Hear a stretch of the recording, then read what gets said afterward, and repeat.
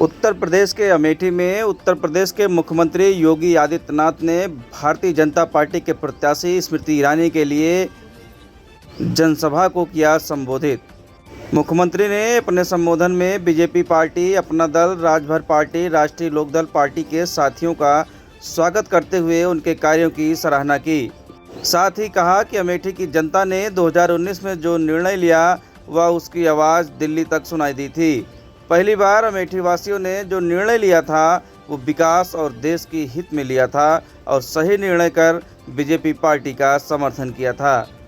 स्मृति ईरानी ने अमेठी में जो दौरा किया था और उससे पहले अमेठी से हारने के बाद भी अमेठी की जनता को अपना परिवार समझकर काफ़ी समय दिया था, जिसको लेकर मंत्रालय के साथ पूरे देश में उन्होंने भ्रमण किया।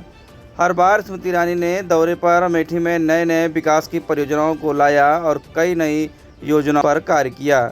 लोकसभा चुनाव के 3 चरण पूरे हो चुके हैं। चौथे चरण का चुनाव कल है, जो कि 10 राज्यों में बीजेपी की सरकार बनने जा रही है। जब हम अब की बार 400 पार की बात करते हैं तो कांग्रेस इंडिया गठबंधन को चक्कर आने लगते हैं। कांग्रेस पूरे देश में सभी सीटों पर चुनाव नहीं लड़ पा रही है, तो क्या सरकार बना पाएगी? यहाँ के घरों में पानी नहीं पहुंचा सकते थे, नारी गरिमा के प्रतीक शौचालय नहीं बना सकते थे, लेकिन नहीं, ये तो दादी ने जो नारा दिया था 1970 में, पोता भी वही लिखता जा रहा है। और जब इनसे पूछा गया कि क्या करेंगे, उन्होंने कहा गरीबी एक झटके में मिटा देंगे। कहा कैसे मिटाएंगे? उन्होंने कहा संपत्ति का सर्वे करवाएंगे।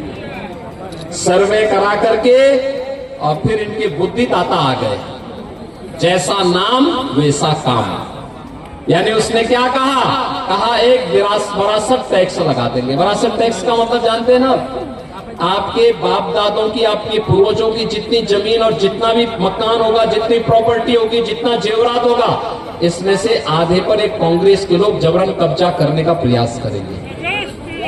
पाकिस्तान को भी अच्छा नहीं लग रहा है, क्योंकि उसे मालूम है कांग्रेस के समय जब आतंकी विस्फोट होते थे तो कांग्रेस के नेता क्या कहते थे? कांग्रेस के नेता कहते थे सीमा पार से। आज तो नहीं है ना सीमा पर का आतंक। आज तो जोर से बम विस्फोट हो, कहीं पे पटाखा फट जाए ना तो पाकिस्तान सबसे पहले सफाई देता कि साहब मेरा हाथ नहीं है। तो उसे मालूम है कि मोदी जी के नेतृत्व में नया भारत है।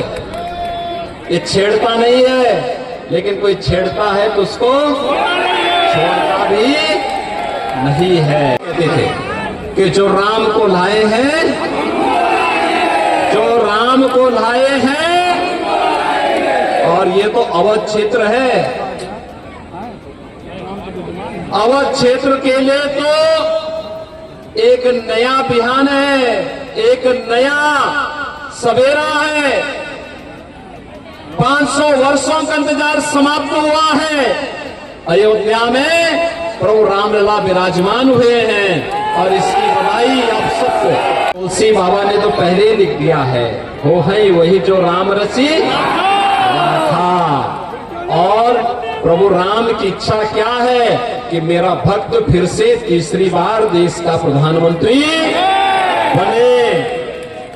तो भगवान राम के परम भक्त मोदी जी को प्रधानमंत्री बनाना है, तो इस इतिहास की भूमि में फिर से इतिहास